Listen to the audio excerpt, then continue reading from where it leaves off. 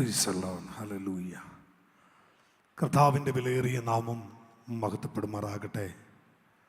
കർത്താവിൻ്റെ സന്നിധിയിൽ ഈ ജനറൽ കൺവെൻഷൻ്റെ അവസാനത്തെ ദിവസം ഈ ഓഡിറ്റോറിയത്തിനകത്തും ലൈവിലൂടെയുമൊക്കെ ദൈവജനം ശ്രദ്ധിച്ചുകൊണ്ടിരിക്കുന്ന എല്ലാ ദൈവമക്കളെയും ഓർത്ത് ഞാൻ കർത്താവിന് സ്തോത്രം ചെയ്യുന്നു.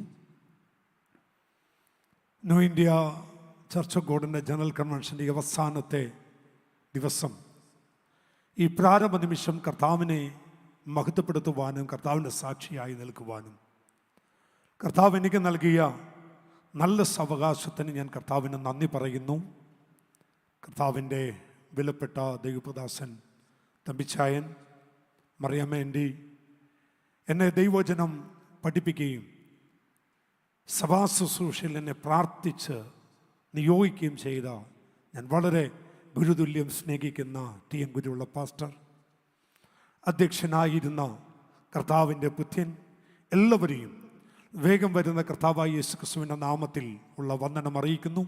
അനുഗ്രഹിക്കപ്പെട്ട നല്ല ഗാനങ്ങൾ ആലപിപ്പാൻ വർഷിപ്പ് ചെയ്യുവാനൊക്കെ കർത്തവ്യന്മാരെയും ബലപ്പെടുത്തിയതിനായിട്ട് ഞാൻ കർത്താവിന് നന്ദി പറയുന്നു. ഏകദേശം 2 വർഷത്തോളം ആയി ഓഡിയൻസ് മുമ്പിലില്ലാതെ ക്യാമറയുടെ മുമ്പിൽ മാത്രം നോക്കി പ്രസംഗിക്കുന്ന ഒരു വ്യക്തി കൂടിയാണ് ഞങ്ങൾ. 2 വർഷം കഴിഞ്ഞു. ഒരു മുറിക്കകത്തും ഒരു സ്റ്റുഡിയോയുടെ അകത്തും മുമ്പിലിരിക്കുന്ന ഒരൊറ്റ ക്യാമറയും നോക്കി ഒരു ഓഡിയൻസും ഇല്ലാതെ ഒരു പ്രതികരണവുമില്ലാതെ പ്രസംഗം ആരംഭിച്ചിട്ട് 2 വർഷമേറെയായി. ആയതുകൊണ്ട് ഓഡിയൻസ് ഇല്ലാതെയും ക്യാമറ മാത്രം മുന്നിലുള്ളപ്പോഴും പ്രസംഗം എങ്ങനെയാണ് എന്നുള്ള ഒരു പരിശീലനം കൂടി ദൈവം നൽകി തന്നതിന് ഓർത്ത് ഞാൻ ദൈവത്തിന് സ്തോത്രം ചെയ്യുന്നു. ലഭിച്ച സമയത്തിനകത്ത് ഞങ്ങളെ ശ്രദ്ധിച്ചുകൊണ്ടിരിക്കുന്ന എല്ലാവർക്കും അനുഗ്രഹമായി തീരേണ്ടതിന് ഒരു കൊച്ചു വചനം വേഗത്തിൽ വായിച്ച് നിങ്ങളുമായി പങ്കുവെക്കുവാൻ കർത്താവിൽ ഞാൻ ശരണപ്പെടുന്നു.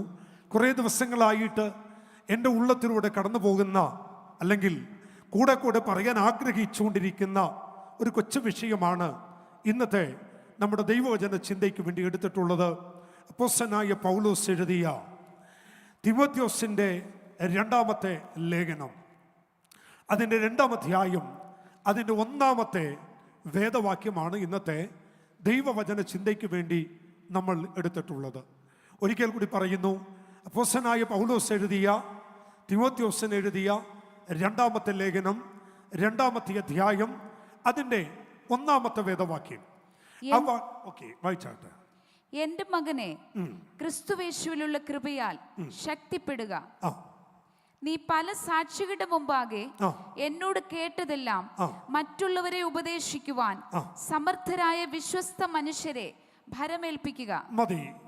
ഇതിന്റെ 1-ാം അധ്യായം മുതൽ 24-ാം വാക്യം വരെയാണ് നമ്മുടെ ദൈവവചന ചിന്തയ്ക്ക് വേണ്ടിയുള്ള ആധാരമായി എടുത്തിരിക്കുന്ന വാക്യം. എന്നാൽ നമുക്ക് എല്ലാവർക്കും സുപരിചിതമായൊരു വേദവാക്യമായതുകൊണ്ട് അതിനെക്കുറിച്ച് ഒത്തിരി വിശാലമായി പറയാതെ അപ്പോസ്തലനായ പൗലോസ് എഴുതിയ ഏറ്റവും അനുഗ്രഹിക്കപ്പെട്ട 14 ലേഖനങ്ങളിൽ 3 പ്രധാനപ്പെട്ട ലേഖനങ്ങൾ, 1 തിമോഥെയോസിൻ്റെ ലേഖനം, 2 തിമോഥെയോസിൻ്റെ ലേഖനം, തീത്തോസിൻ്റെ ലേഖനം. ഇത് പാസ്റ്റേഴ്സ് ലേഖനമാണ്, ഇടയ ലേഖനത്തിൽപ്പെട്ടതാണ്. നമുക്കറിയാം ഒരു അഭിഷിക്തൻ എങ്ങനെയായിരിക്കണമെന്നും ഒരു ദൈവദാസൻ തൻ്റെ കുടുംബം, തൻ്റെ ശുശ്രൂഷ, തൻ്റെ ദൈവം ഭരമേൽപ്പിച്ച എല്ലാം എങ്ങനെയായിരിക്കണമെന്ന് പൗലോസ് തിമോഥെയോസ് 1-ലും 2-ലും തീത്തോസിലും വളരെ വ്യക്തമായി പരിശുദ്ധാത്മാവ് രേഖപ്പെടുത്തിയിട്ടുണ്ട്. വളരെ അനുഗ്രഹിക്കപ്പെട്ടതായ ഒരു വേദവചനം. എന്നാൽ തിമോഥെയോസിന് എഴുതിയ 2-ാമത്തെ ലേഖനം, 2-ാം അധ്യായത്തിൻ്റെ 1 മുതൽ 24 വരെയുള്ള വാക്യത്തിനകത്ത് പ്രധാനപ്പെട്ട 7 ക്രിസ്ത്യൻ കോളിങ്ങിനെ കുറിച്ചാണ് പൗലോസ് അവിടെ എടുത്തു പറയുന്നത്. പ്രധാനപ്പെട്ട 7 പ്രധാനപ്പെട്ട വിളികൾ എന്താണ്? എന്നെയും നിങ്ങളെയും ദൈവം വിളിച്ച പ്രധാനമായ വിളിയുടെ പ്രത്യേകത എന്താണ്? അതിനകത്ത് അടങ്ങിയിരിക്കുന്ന 7 വിളികൾ എന്താണ് പൗലോസ് അതിനകത്ത് ഉദ്ദേശിക്കുന്നത്? കർത്താവിൻദാസൻ തിമോഥെയോസിനെ കുറിച്ച് ഒരു വാക്ക് പറഞ്ഞില്ലെങ്കിൽ അത് അവൻ ഈ വചനത്തോട് കാണിക്കുന്ന അല്ലെങ്കിൽ ഒരു എന്താണ് അപമര്യാദയായി തീരുമല്ലോ. അതുകൊണ്ട് ആരാണ് തിമോത്തിയോസ്? കൊരിന്ത്യർ ലേഖനത്തിൽ പൗലോസ് ഇങ്ങനെയാണ് പറയുന്നത് തിമോത്തിയോസിനെ കുറിച്ച്: വിശുദ്ധ സ്ത്രീയായ ഒരു പ്രാർത്ഥിക്കുന്ന ഒരു സ്ത്രീയുടെ മകനാണ് തിമോത്തിയോസ് എന്ന് പറയുന്നത്. കുറച്ചുകൂടി ആഴമായി പറഞ്ഞാൽ യവനായ സമുദായത്തിൽപ്പെട്ട ഒരു പിതാവിൻ്റെ മകൻ, പ്രാർത്ഥിക്കുന്ന ഒരമ്മയും പ്രാർത്ഥിക്കുന്ന ഒരു വലിയമ്മയും ആമേൻ തൻ്റെ കൂടാരത്തിനകത്തുണ്ട്. യവനായ സമുദായത്തിൽപ്പെട്ട ഒരു വ്യക്തി എന്ന നിലയിൽ യഹൂദ പശ്ചാത്തലത്തിൽ നിന്നും കടന്നു വന്ന പൗലോസിന് ഒരിക്കലും കൈകോർക്കാൻ തോളെ കൈയിടാൻ ഒരിക്കലും കഴിയാത്ത ഒരു വ്യക്തിത്വം കൂടിയാണ്. എന്ന് വെച്ചാൽ യവനായ സമുദായവും യഹൂദ പശ്ചാത്തലവും തമ്മിൽ ഒരിക്കലും രമ്യപ്പെട്ടു പോവില്ല, ഒരുമിച്ചും പോകാത്ത ഒരു കൂട്ടരാണ്. എങ്കിലും പൗലോസ് രക്ഷിക്കപ്പെട്ട് സ്നാനപ്പെട്ട് ശുശ്രൂഷയിൽ ഇറങ്ങി തിരിച്ച ആ യവനക്കാരനായ എഫെസോസിലെ അവൻ ധീര പടയാളിയായ ആ തിമോത്തിയോസിനെ അവൻ ലേഖനങ്ങളിലൊക്കെ വിളിക്കുന്ന ചില പേരുകൾ എന്നെ അത്ഭുതപ്പെടുത്തിയിട്ടുണ്ട്. തിമോത്തിയോസിനെ വിളിക്കുന്ന ഒരു പേരുകളിൽ ഏറ്റവും അനുഗ്രഹിക്കപ്പെട്ട പേരാണ് എൻ്റെ മകൻ എന്ന പേര്. മറ്റൊരു വാക്യത്തിൽ തിമോത്തിയോസ് ആമേൻ അല്ലെങ്കിൽ തിമോത്തിയോസിനെ പൗലോസ് വിളിക്കുന്നത് നീച്ചപുത്രനായ തിമോത്തിയോസ്. മറ്റൊരു വാക്യത്തിൽ പൗലോസ് തിമോത്തിയോസിനെ പരിചയപ്പെടുത്തുന്നത് സഹ ശുശ്രൂഷകൻ, കൂട്ടുവേലക്കാരൻ. അവൻ ഏറ്റവും താഴ്ന്ന നിലയിൽ നിന്ന് അവന് യഹൂദ പശ്ചാത്തലത്തിന്റെ കിടപിടിക്കാൻ കഴിയുന്ന യാതൊരു മഹത്വവുമില്ലാത്ത തിമോത്തിയോസിനെ ഇത്രയും വലിയൊരു മനുഷ്യൻ എന്ന് വെച്ചാൽ, കുറച്ചുകൂടി ആഴമായി പറഞ്ഞാൽ ഫിലിപ്പിയ ലേഖനത്തിൽ പൗലോസ് തന്നെ പരിചയപ്പെടുത്തുമ്പോൾ പൗലോസ് ഇങ്ങനെ പറയുന്നുണ്ട്: നിങ്ങൾക്കാർക്കെങ്കിലും ജഡത്തിൽ പ്രശംസിപ്പാൻ വകയുണ്ടെങ്കിൽ നിങ്ങളെക്കാൾ അധികം എനിക്ക് പ്രശംസിപ്പാൻ വകയുണ്ട്. നമ്പർ 1. നമ്പർ 2 ഇങ്ങനെ പറയുന്നു: 8-ാം നാളിൽ പരിശോധനയേറ്റവൻ, ബെന്യാമിൻ ഗോത്രക്കാരൻ, ന്യായപ്രമാണം സംബന്ധിച്ച് പരീശൻ, ശുഷ്കാന്തി സംബന്ധിച്ച് സഭയെ മുടിപ്പിച്ചവൻ. ഇതെല്ലാം ക്വാളിറ്റി പറഞ്ഞിട്ട് ഇത്രയും വലിയ പദവികളുള്ള ഇത്രയും വലിയൊരു മനുഷ്യൻ 30-ാമത്തെ വയസ്സിൽ സന്നദ്ധ സംഘത്തിൽ അംഗത്വം ഏറ്റെടുത്ത് അധികാരം പ്രയോഗിച്ച ആ മനുഷ്യൻ, അവൻ ഒരു സാധാരണ അവൻ തൻ്റെ നിലയിൽ നിർത്താൻ കഴിയാത്ത ഒരു മനുഷ്യനെ പറയുന്നു അവൻ കൂട്ടുവേലക്കാരനാണ്, സഹബുദ്ധ്യനാണ്. ഇന്നത്തെ ഈ പശ്ചാത്തലത്തിൽ നിന്ന് ആരംഭത്തിൽ ഒരു ദൂത് ഞാൻ വിളിച്ചു പറയാ: രക്ഷിക്കപ്പെട്ട് സ്നാനപ്പെട്ട് ദൈവകൃപ പ്രാപിച്ചു വരുന്നവൻ ഏത് കുലത്തിലാണെന്ന് നോക്കിയല്ല തോളെ കൈയിടുന്നത്. അവൻ ഏത് കൂട്ടത്തിലുള്ളവനെന്നോ, അവന്റെ നിറം എന്താണെന്നോ, അവന്റെ കുടുംബ പശ്ചാത്തലം എന്താണെന്നോ, അവൻ ഏത് സാഹചര്യത്തിൽ നിന്ന് വന്നവനാണ് എന്ന് കരുതിയല്ല പൗലോസ് തോളിൽ കൈയിടുന്നത്. ദൈവകൃപ ജ്വലിക്കുന്നു എന്ന് കണ്ടാൽ, ദൈവ സാന്നിധ്യം അവന്റെ മേൽ ഉണ്ടെന്ന് കണ്ടാൽ, അവൻ ക്രിസ്തുവിൽ ഭക്തനാണെന്ന് കണ്ടാൽ, അവന്റെ തോളെ കൈയിടാൻ മടി കാണിക്കാത്ത ഒരു അപ്പോസ്തലനാണ് അപ്പോസ്തലനായ പൗലോസ് എന്ന് പറയുന്നതിൽ എനിക്ക് സന്തോഷമുണ്ട്. വിശ്വസിക്കുന്നവർ മാത്രം ആ കരമുയർത്തി ദൈവത്തെ ഒന്ന് സ്തുതിച്ചേ. ഹല്ലേലൂയ. അവൻ വർണ്ണത്തിന്റെയും നിറത്തിന്റെയും അവൻ സ്തോത്രം വിദ്യാഭ്യാസത്തിന്റെയും ഒക്കെ പേരിൽ പലരെയും മാറ്റി നിർത്തുമ്പോൾ ഇല്ല, അവൻ പട്ടികകൾ നിരത്തി ആ പട്ടികയുടെ ഏറ്റവും മണ്ഡലത്തിൽ പലരെയും അവൻ മുന്നിൽ കൊണ്ടുവരുമ്പോൾ പൗലോസ് കാണിച്ച ഈ മാതൃകയുണ്ടല്ലോ, അഭിഷിക്തന്മാരായ നമുക്ക് ഏറ്റവും ശ്രേഷ്ഠ മാതൃകയാണ്. യവനായ സമുദായത്തിലെ തിമോത്തിയോസിനെ തോളിൽ കൈയിട്ട് സഹഭൃത്യൻ, കൂട്ടുവേലക്കാരൻ എന്ന് വിളിക്കാൻ കാണിച്ച തന്റെ ഇടത്തിന് ഞാൻ എൻ്റെ ദൈവത്തിന് സ്തോത്രം ചെയ്യും. ആമേൻ. ഈ ദൂത് പറയുമ്പോൾ അവൻ ഞങ്ങളുടെ ഈ അനുഭവത്തിൽ 1-2 കാര്യങ്ങൾ പറയുന്നത് സന്തോഷമായിരിക്കും. ആമേൻ സ്തോത്രം. 9-ാമത്തെ വയസ്സ് മുതൽ ആമേൻ സ്തോത്രം ഒരു മുക്കുവനായി അല്ലെങ്കിൽ ഒരു മത്സ്യത്തൊഴിലാളിയായി ജീവിച്ച് അവൻ വേണ്ടത്ര വിദ്യാഭ്യാസമോ വേണ്ടതായ അവൻ വചന പരിജ്ഞാനമോ അവൻ ആളുകളോട് സംസാരിക്കേണ്ട രീതികളോ എന്തെന്നറിയാതിരുന്നൊരു കാലഘട്ടത്തിൽ ക്രിസ്തുവിന്റെ സ്നേഹത്തിൽ ഞങ്ങളെ ചേർത്ത് പിടിച്ചത് കൊണ്ടാണ് ഇന്ന് ഈ പ്ലാറ്റ്ഫോം ആത്മാവിൽ നിന്ന് ദൈവത്തെ ഉയർത്താൻ ദൈവം ഇങ്ങനെ ഒരു അവസരം തന്നത്.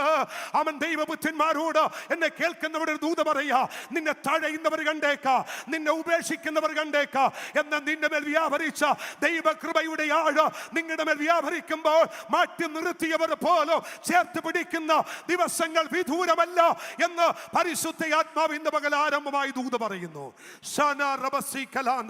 ഞാൻ ആ ദൂതിലേക്ക് വേഗത്തിൽ കടന്നു വരാൻ കേട്ടോ. തിമോത്തിയോസ് ആരാന്നുകൂടി പറയാം.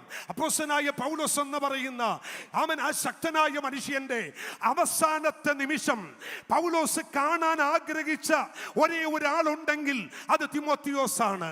തിമോത്തിയോസിനെ ലേഖനം എഴുതുമ്പോൾ അപ്പോസ്തലനായ പൗലോസ് ഇങ്ങനെ പറയുന്നു, എൻ്റെ മകനെ തിമോത്തിയോസേ, ആമേൻ, ഈ ശീതകാലം കഴിയുന്നതിന് മുൻപേ നീ വരാൻ ആഗ്രഹിക്കണം. വരുമ്പോൾ ആമൻ എൻ്റെ ചർമ്മലിഖിതവും ആ പുതപ്പും കൂടി ഒന്ന് കൊണ്ടുവരണം. എന്നെ ഏറെ സന്തോഷിപ്പിച്ചൊരു വാക്കാണ്.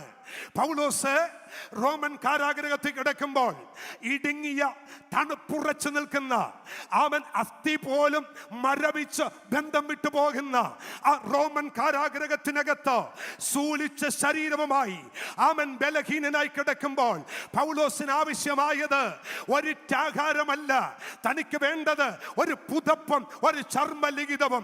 എന്തിനാണെന്നറിയാമോ? കഠിന വേദനയുടെ നടുവിലും കഠിന ശോധനയുടെ നടുവിലും തന്റെ പുറകിൽ 1000 ദൈവമക്കൾ അവൻ ദൈവത്തിന് വേണ്ടി അരരാടുവാൻ നിലനിൽക്കുന്നുണ്ട് എന്ന് ഈ കാരാഗ്രഹത്തിനകത്തുനിന്ന് ഞാൻ തൂലിക ചലിപ്പിച്ച് എഴുതുന്ന ഓരോ വാക്കുകളോ അടുത്ത ദിവസം വരുന്ന ദൈവജനത്തിന് ഒരനുഗ്രഹമായി തീരേണ്ടതിന്, ക്രിസ്തുവിന് വേണ്ടി നിലനിൽക്കാൻ അവര് പടയാളിയായി തീരേണ്ടതിന് പൗലോസ് ആഗ്രഹിച്ചത് ഒരു ചർമ്മ ലിഖിതവും ഒരു പുതപ്പും മാത്രമാണ്.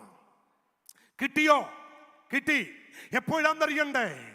പൗലോസിന്റെ കാരാഗ്രഹത്തിന്റെ വാതിക്കൽ തന്റെ ശ്രേഷ്ഠ ഗുരുവായ ആമൻ പൗലോസ് അറിയിച്ചതുപോലെ ഒരു കൈയിൽ പുതപ്പും മറ്റേ കൈയിൽ ചർമ്മലിഖിതവും കൊണ്ട് ആ കാരാഗ്രഹത്തിന്റെ വാതിക്കൽ ഇതാ യൗവനക്കാരനായ തിമോത്തിയോസ് വരുന്നു. വന്നിട്ട് വാതിക്കൽ നിൽക്കുന്ന പാറാവുകാരനോട് താൻ ഇങ്ങനെ ആവശ്യപ്പെടുന്നു, സാർ, ആമേൻ, അകത്തെ തടവിൽ കിടക്കുന്ന പൗലോസ് എന്ന മനുഷ്യനെ എനിക്ക് കാണണം.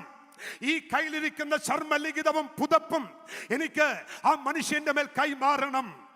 ആവശ്യങ്ങൾ ചോദിച്ച് മനസ്സിലാക്കിയ അപ്പാറാവുകാരൻ തിമോത്തിയോസ് എന്ന യൗവനക്കാരനോട് പറയുന്നു, അല്ലയോ ചെറുപ്പക്കാരാ, നീ ആഗ്രഹിച്ച് കാണാൻ വന്ന ആ മനുഷ്യനെ നിനക്ക് കാണാൻ കഴിയില്ല. എന്നാന്നറിയാമോ?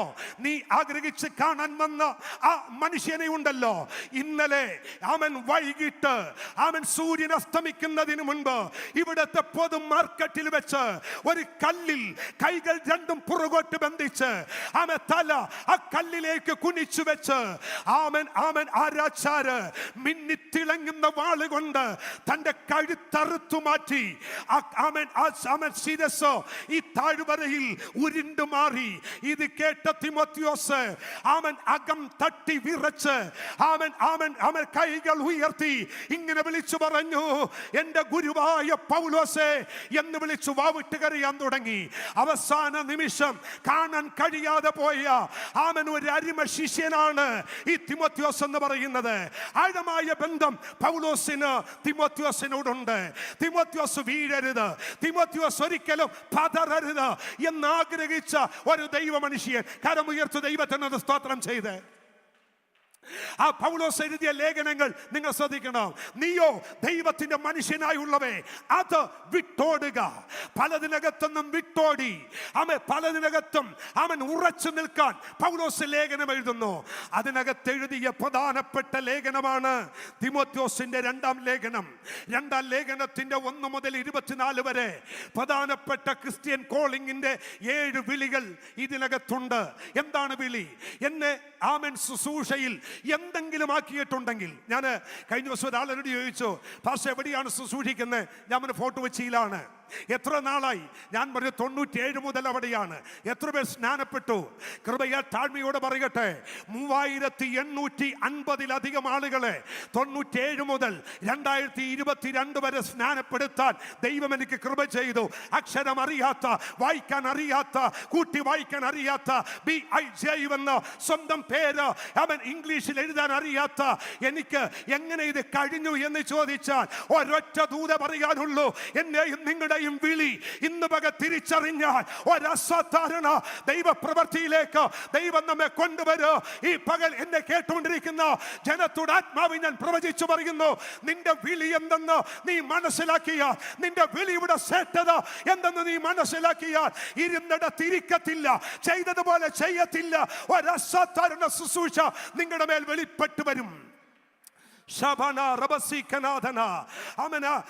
വർഷിപ്പിൽ ഇവിടെ നിന്ന് ആരാധന ലീഡ് ചെയ്തുകൊണ്ടിരുന്ന മോൻ, പ്രൈസ് ദി ലോർഡ് മോനെ, സ്തോത്രം. കുഞ്ഞ് നിന്നോട് വർഷിപ്പ് ലീഡ് ചെയ്തുകൊണ്ടിരിക്കുമ്പോഴേ കർത്താവിൻ്റെ ആത്മാവ് ഞാൻ അവിടെ ഇരിക്കുമ്പോൾ മുതൽ നിന്നോട് ദൈവത്തിൻ്റെ അരുളപ്പാട് പറയാൻ ഒരു ദൂതന്റെ മേൽ കൈമാറി. അവൻ ഈ സ്റ്റേജിൽ നിന്ന് നിൽക്കുമ്പോൾ ഇന്നത്തെ ഡേറ്റ് ഇട്ട് നീ കുറിച്ചു വെച്ചോ, അതിശക്തമായ ഒരു ശുശ്രൂഷയുടെ അഗ്നി നാവാക്കി ദൈവം നിന്നെ പുറത്തു കൊണ്ടുവരും. ഒരു പ്രവചന ശബ്ദം നിന്റെ നാവിൽ, നീ ആരാണ്, എന്താണ്, ഏതാ, ഇതൊന്നും എനിക്കറിയത്തില്ല കുഞ്ഞെ, നിന്റെ മേൽ ഒരു വലിയ നിയോഗം ഈ പകൽ എൻ്റെ ദൈവം ഇടുന്നു എന്ന് ആത്മാവിൽ ഞാൻ ദൂത പറയുന്നു. എന്നെ ലൈവിലൂടെ കേട്ടുകൊണ്ടിരിക്കുന്ന ദൈവജനത്തോട് ആത്മാവി പ്രവചന ദൂത പറയുന്നു, ഈ മീറ്റിംഗ് കഴിയുമ്പോൾ നിങ്ങളുടെ മേലുള്ള വിളിയുടെ മഹത്വം ഈ പക തിരിച്ചറിയോ. അത് തിരിച്ചറിയുന്ന എത്ര പേരുണ്ട്? അവരെ ഓർത്ത് ഞാൻ ദൈവത്തെ സ്തുതിക്കുന്നു. നമ്മുടെ വിളി നോക്കുക, നമ്മുടെ വിളി മനസ്സിലാക്കിയാൽ നമ്മുടെ ശുശ്രൂഷയുടെ ആഴം മാറും. സ്തോത്രം. ഇത് പറയുന്ന കൂട്ടത്തിൽ 1-2 കാര്യങ്ങൾ പറയാൻ എനിക്ക് സന്തോഷമുണ്ട്.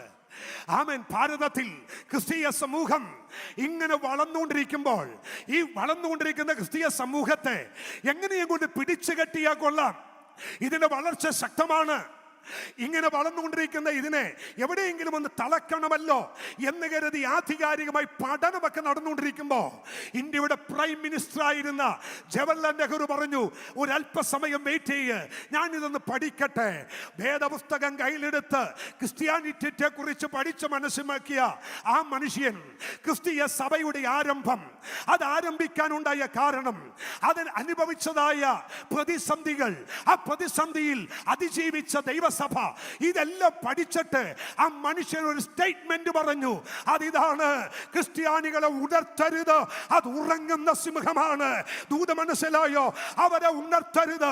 ഉണർത്തിയാൽ ഗർജിക്കും. അത് ഗർജിക്കാൻ തുടങ്ങിയാൽ പലതും മാളത്തിനകത്ത് ഒളിക്കും എന്ന് കേട്ടുകൊണ്ടിരിക്കുന്ന ദൈവജനത്തോട് ആത്മാവ് ഞാൻ ദൂത പറയാ, നീ സാധാരണ മനുഷ്യനല്ല.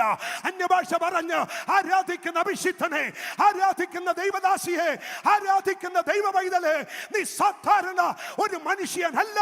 നിന്റെ മേൽ ഒരു സ്പെഷ്യൽ കോളിംഗ് ദൈവം ഇട്ടിട്ടുണ്ട്. വിശ്വസിക്കുന്നവർക്ക് ഞാൻ എൻ്റെ ദൈവത്തെ വാഴ്ത്തുന്നു. ജീസസ്. 2, 12 വയസ്സ് പ്രായമുള്ള അലക്സാണ്ടർ എന്ന് പറയുന്ന ലോകത്തെ കിടുകിട വിറപ്പിച്ച മനുഷ്യൻ 12 വയസ്സുള്ള ബാലകനായി കൊട്ടാരത്തിന്റെ പുറത്ത് തെരുവ് കുഞ്ഞുങ്ങളുമായി കളിച്ചുകൊണ്ടിരിക്കുമ്പോൾ മട്ടുപ്പാവിലിരിക്കുന്ന ഫിലിപ്പ് രാജാവ് ഒരു കാഴ്ച കണ്ടു.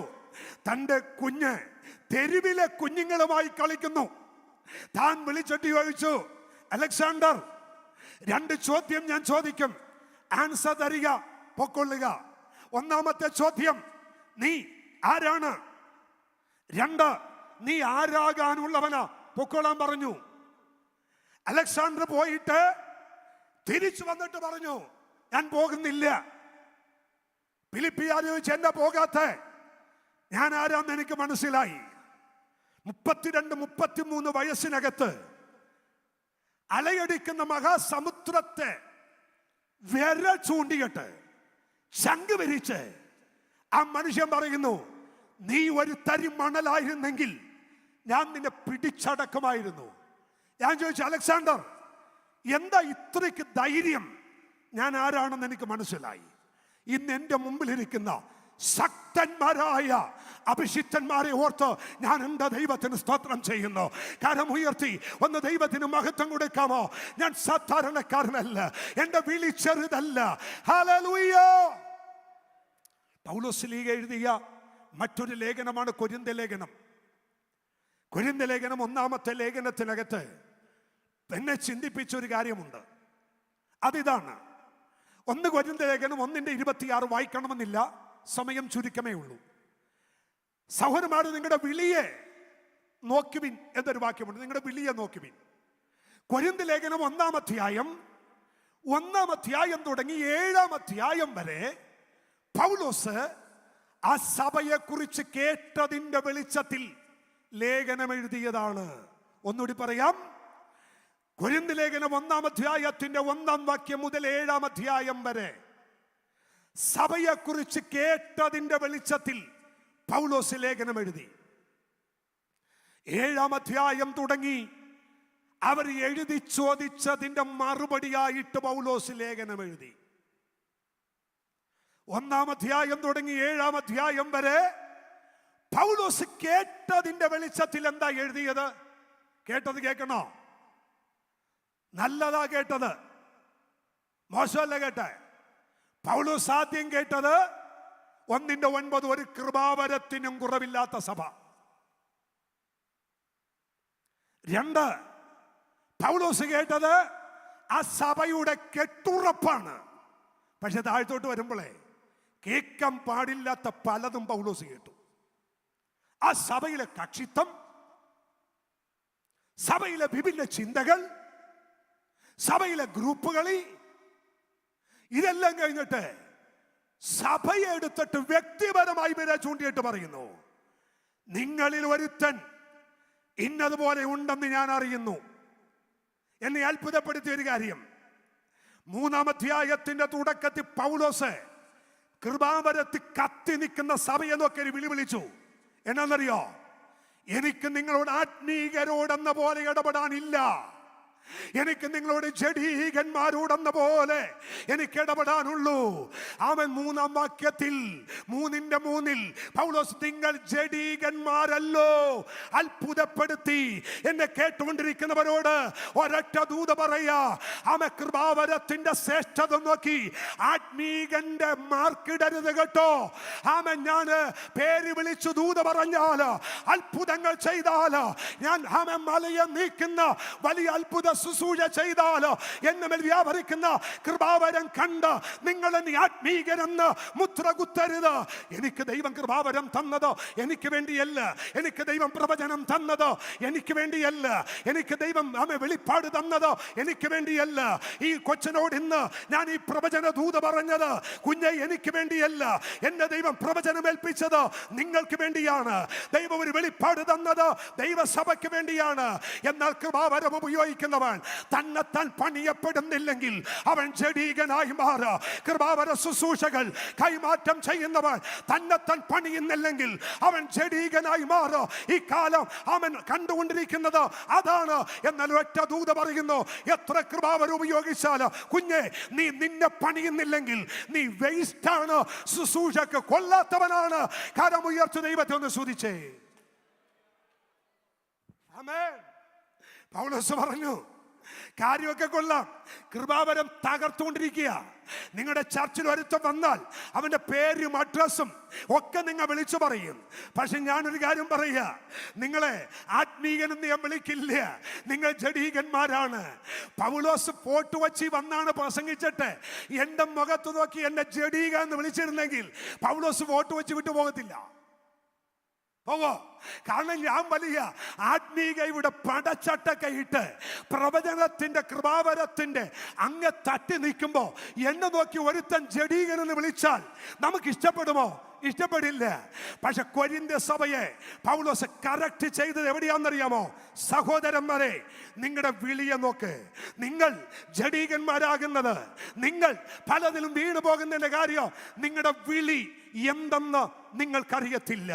ഈ മീറ്റിംഗിന്റെ ഒടുവിലത്തെ ദിവസം ആത്മാവിൽ ഞാൻ ദൂത് പറയുന്നു. എന്നെ കേട്ടുകൊണ്ടിരിക്കുന്നവരോട്, ഈ ഓഡിറ്റോറിയത്തിലുള്ളവരോടും പറയുന്നു, ഈ മീറ്റിംഗ് കഴിയുമ്പോൾ ഒരു അസാധാരണ ദൈവ പ്രവർത്തിക്ക് വേണ്ടി നാം എഴുന്നേറ്റേ പറ്റൂ. നാം ഇന്ന് വക തയ്യാറായേ പറ്റൂ. ഇതൊരു സാധാരണ മീറ്റിംഗ് അല്ല.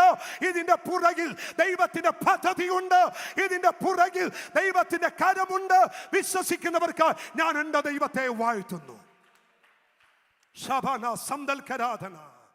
പൗലോസിന്റെ 7 പ്രധാനപ്പെട്ട വിളികളിൽ ഒന്നാമത്തെ വിളി, എൻ്റെ മകനെ. എന്നെ തിയോളജി പഠിപ്പിച്ച, ദൈവജനം പഠിപ്പിച്ച അഭിഷിക്തൻ ഇവിടെയുണ്ട്.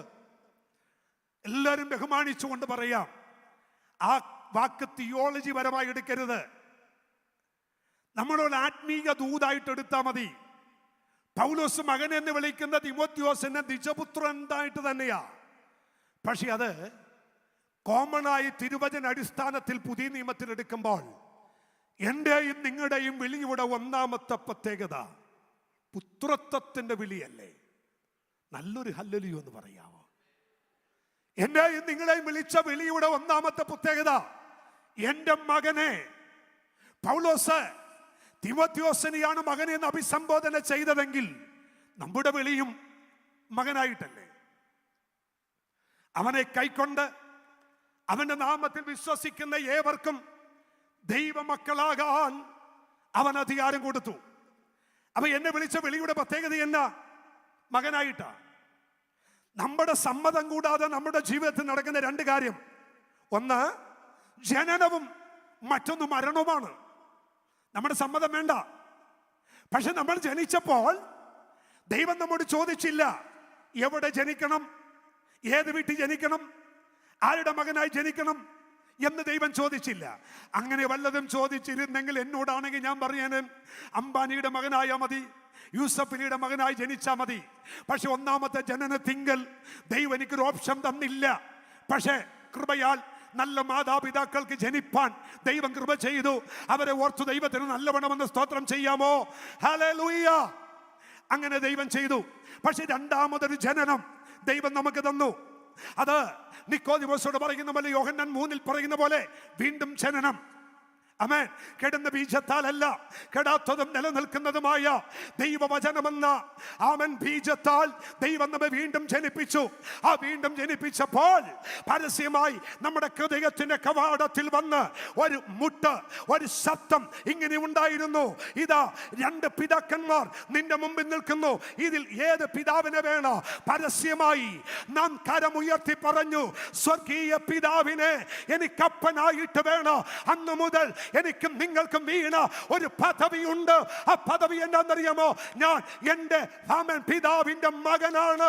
ഞാൻ എൻ്റെ ദൈവത്തിന്റെ ദാസനാണ്, ദാസിയാണ്. വിശ്വസിക്കുന്നവർ മാത്രം ആ കരമുയർത്തി ദൈവത്തെ ഒന്ന് സ്തുതിച്ചേ.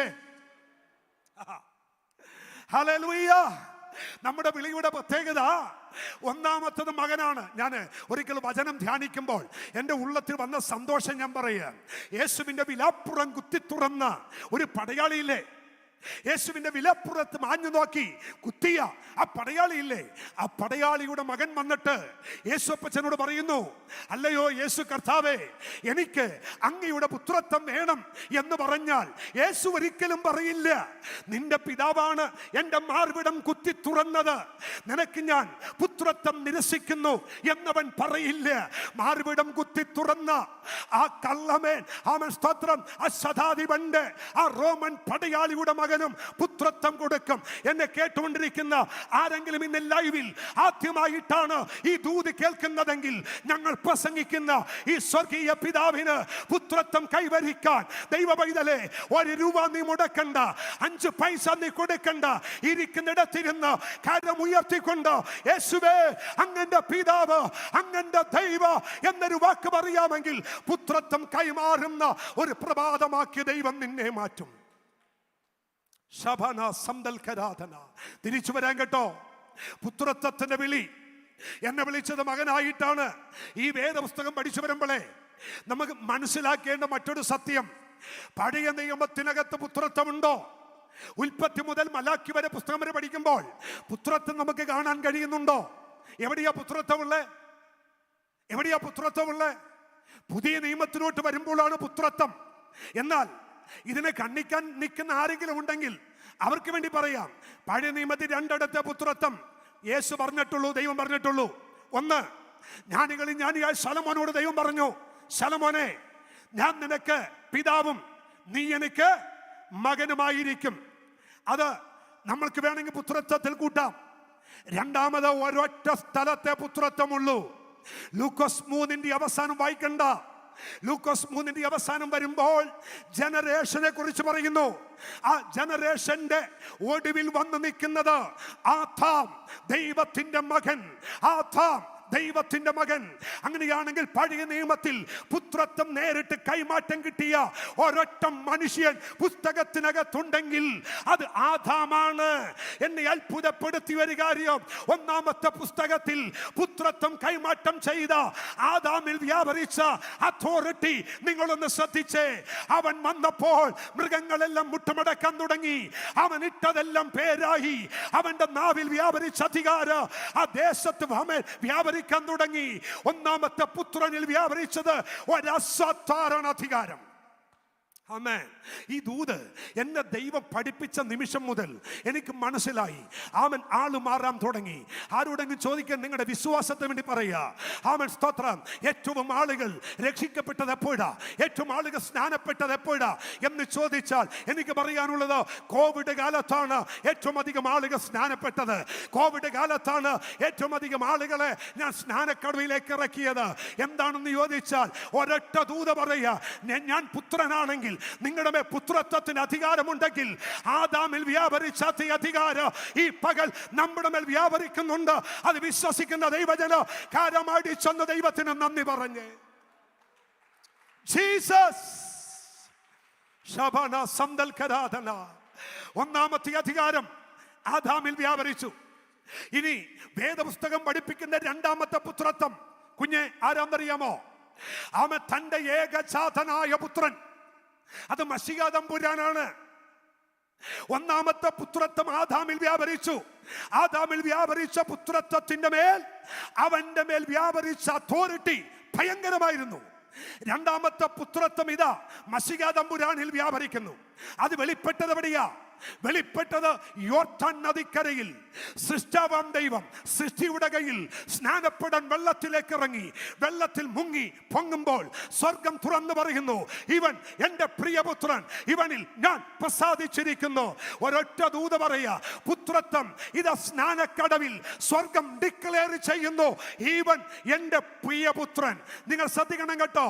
30 തിരുവയസ് വരെ ആശാരിപ്പണി ചെയ്ത് നടന്ന് ആമൻ ഇസ്രായേലിന്റെ പ്രാന്തപ്രദേശങ്ങളിൽ അപ്പനോടൊപ്പം കാർപ്പന്ററായി ജോലി ചെയ്തിട്ടും ഒരു വീട്ടിൽ ചെന്നിട്ടും ദുർഭൂതം ഇളകിയില്ല.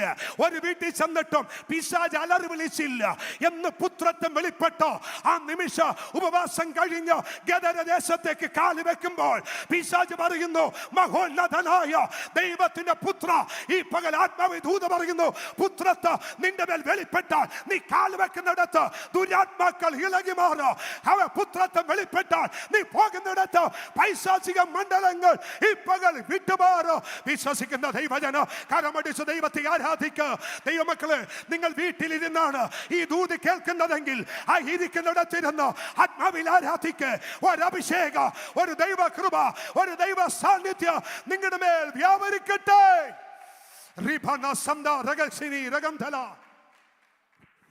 ഹല്ലേലൂയ.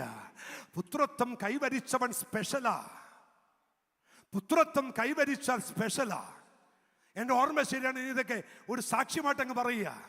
10 വർഷങ്ങൾക്ക് മുമ്പ് കൊട്ടാരക്കരയിൽ ഒരു പബ്ലിക് മീറ്റിംഗിൽ പ്രസംഗിച്ചതിന് ശേഷം ആ മീറ്റിംഗ് കഴിഞ്ഞ് ഇറങ്ങുമ്പോൾ ഒരു മനുഷ്യൻ എന്നോട് പറഞ്ഞു, പാസ്റ്റർ, എൻ്റെ വീട്ടിൽ വന്ന് എൻ്റെ അപ്പന് വേണ്ടി ഒന്ന് പ്രാർത്ഥിക്കണം. അവന് വരാമെന്ന് പറഞ്ഞു. അങ്ങനെ കൊട്ടാരക്കരയ്ക്കൊന്നും അവനൊരു അല്പം ഉള്ളിലേക്ക് രാത്രി മീറ്റിംഗ് കഴിഞ്ഞ് എന്നെ വണ്ടി കയറ്റി കൊണ്ടുപോകുക. കുറേ ദൂരം ഓടിച്ച് ഒരു വീട്ടിനകത്തുകൊണ്ടുപോയി. അപ്പച്ചൻ്റെ മോൻ അവിടുത്തെ ഒരു പ്രൊഫസറാണ്. ആമൻ കർത്താവിന്റെ ദൈവപ്പെട്ട ജോൺ സാർ എന്ന് പറയുന്ന ഒരു മനുഷ്യൻ. വീട്ടിൽ ചെന്ന് രാത്രി 10 മണിയായി. ചെന്നപ്പോൾ എന്നോട് പറഞ്ഞു, മുറിയിലേക്ക് വാ. എൻ്റെ അപ്പച്ചൻ ആ മുറിയിലുണ്ട്. ആ മുറിക്കകത്ത് ചെന്നപ്പോ ഒരു 6 അടി ഹൈറ്റും ആമേൻ. അവൻ നല്ല ഇരുമ്പ് പോലത്തെ ശരീരമുള്ള ഒരപ്പച്ചനെ കട്ടിൽമേ ഇരിപ്പുണ്ട്. എന്നോട് ചോദിച്ചു, സാർ ചോദിച്ചു, എൻ്റെ അപ്പനാ എത്ര വയസ്സാണെന്നറിയാമോ? ഞാൻ അറിയത്തില്ല. അവൻ 102 വയസ്സായി. ഇപ്പോഴും ബൈബിൾ വായിക്കും.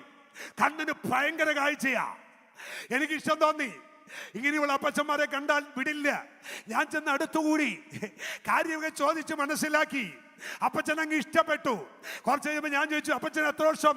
അപ്പച്ചൻ എന്നോട് പറഞ്ഞു, 24-ാമത്തെ വയസ്സിൽ ഞാൻ യേശുവിനെ പ്രസംഗിക്കാൻ തുടങ്ങി, ചരിത്രം പറയാൻ തുടങ്ങി.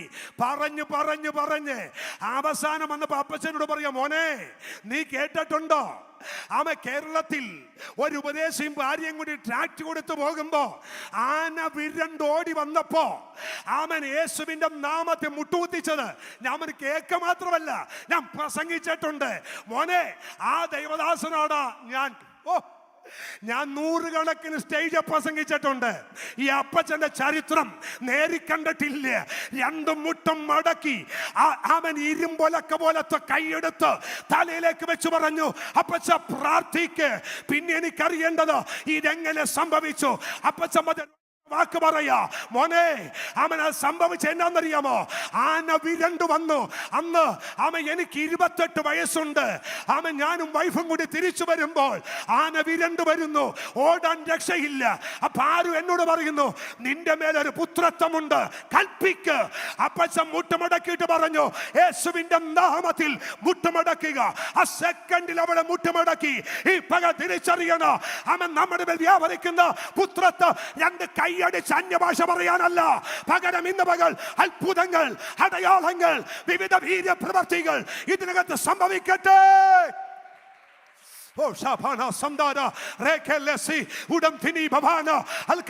യേശുവിന്റെ അധികാരമുള്ള നാമത്തിൽ എന്നെ ഈ ലൈവിലൂടെ കേട്ടുകൊണ്ടിരിക്കുന്ന ഒരുപാട് ദൈവദാസന്മാരുണ്ട്. അവരുടെ ആത്മാവിൽ ഞാൻ ദൂത് പറയുന്നു, നിങ്ങളുടെ ശുശ്രൂഷയുടെ ആമേൻ ആമേൻ അഭിഷേകം ഈ പകൽ വർദ്ധിക്കാൻ പോകുകയോ.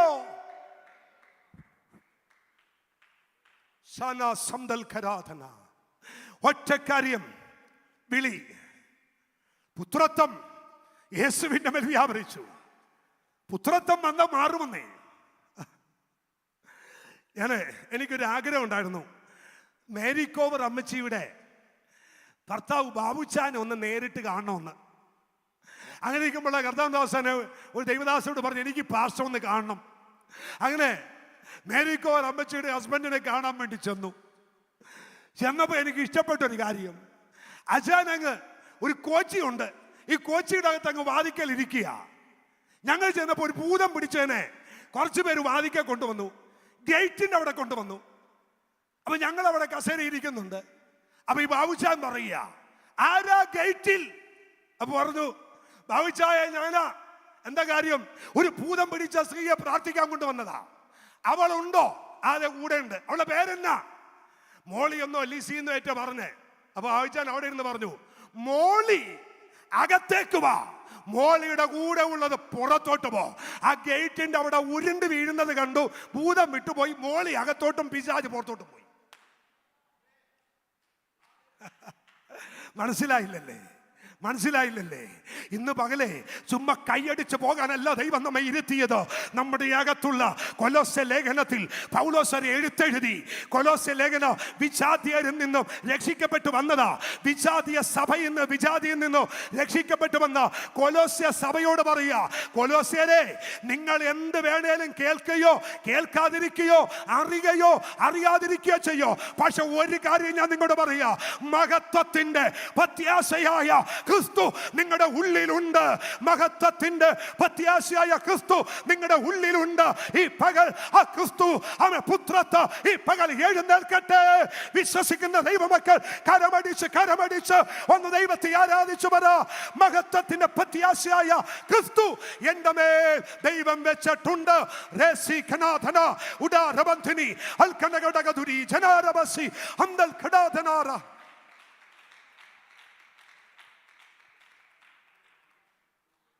Thank you, Jesus. Thank you, Lord. Amen. കാര്യം പുത്രത്വം എൻ്റെ മേലുണ്ട്. Praise the Lord. Praise the Lord. ഒന്നാമത്തെ പുത്രത്വം യേശു ആമേൻ പഴയ നിയമത്തിൽ ആദാമ, രണ്ടാമത്തെ പുത്രത്വം മശിഹാ തമ്പുരാന. ഇനിയാണ് ഇതിന്റെ വകഭേദം ഒന്ന് ശ്രദ്ധിച്ചേ. ഒന്നാമത്തെ ആദാമും ഒടുക്കത്തെ ആദാമും പുത്രത്വത്തിന്റെ രണ്ട്. മൂന്നാമത്തെ വേദപുസ്തകത്തിലെ പുത്രത്വവും ഈ ലോകത്തിൽ ഏറ്റവും ഇളയ പുത്രനും എന്ന് അവകാശപ്പെടാനുള്ള ഒരൊറ്റ കൂട്ടർ നമ്മളാ. ആമേൻ. ഇനി ഒരു പുത്രത്വം ഭൂമിയിൽ അവശേഷിക്കുന്നില്ല. ഈ പുത്രത്വത്തിന്റെ വീണ്ടെടുപ്പിന് വേണ്ടിയല്ലേ കാത്തിരിക്കുന്നത്? അങ്ങനെയാണെങ്കിൽ വേദപുസ്തക അടിസ്ഥാനത്തിൽ ഒടുവിലത്തെ പുത്രത്വം ആരാണെന്നറിയാമോ? അവനെ കൈക്കൊണ്ട് അവന്റെ നാമത്തിൽ വിശ്വസിച്ച ദൈവജനമായ ഞാനും നിങ്ങളുമാണ് ഒടുവിലത്തെ പുത്രത്വം. ഒന്നുകൂടി പറയാ, വേദപുസ്തകത്തിലെ ഒടുവിലത്തെ പുത്രത്വമായി ദൈവം പകർന്നിരിക്കുന്ന സകല അധികാരവും സകല അഭിഷേകവും ദൈവം നമ്മുടെ മേലാണ് പകർന്നിരിക്കുന്നത്. വിശ്വസിക്കുന്ന ദൈവജന കരമുയർത്തി ദൈവത്തെ ഒന്ന് സ്തുതിച്ചേ. ഓക്കെ, സമയം വേഗത്തിൽ പോയിക്കൊണ്ടിരിക്കുക. ഏറ്റവും വലിയ പ്രശ്നം എന്നാണെന്നറിയോ? വേദപുസ്തക അടിസ്ഥാനത്തിൽ പത്രോസിന്റെ ലേഖനം 3-ാം അധ്യായത്തിൽ നിങ്ങളുടെ കൃപയിലും പരിജ്ഞാനത്തിലും വളരണം. കൃപയിലും പരിജ്ഞാനത്തിലും വളരണം.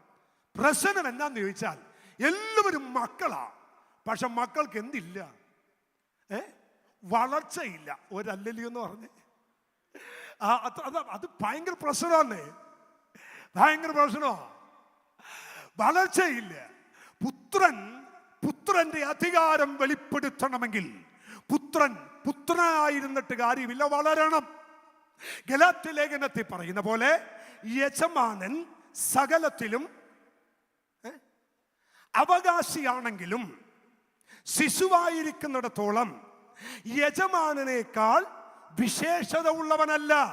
അപ്പൊ പുത്രനായിരിക്കുന്നതാണ് പ്രശ്നം. ഒരു ദേശം പിടിക്കാൻ പറ്റാത്തത്, ഒരു ദേശമാക്കിയത് നമ്മുടെ കൈവശം വരാത്തത്, ഒരു അത്ഭുത ശുശ്രൂഷ ചെയ്യാൻ പറ്റാത്തത്, പലയിടത്തും നമ്മൾ ഞെരുങ്ങിപ്പോകുന്നത്, പലയിടത്തും പരാജയപ്പെട്ടു പോകുന്നത് ഒരൊറ്റ കാര്യം, പുത്രന്റെ അധികാരത്തിൽ വളരുന്നില്ല. ഒരു ഹല്ലേലൂയ ഒന്ന് ഉറക്കെ പറയാമോ? ഇന്നൊരൊറ്റ ദൂതുണ്ട്.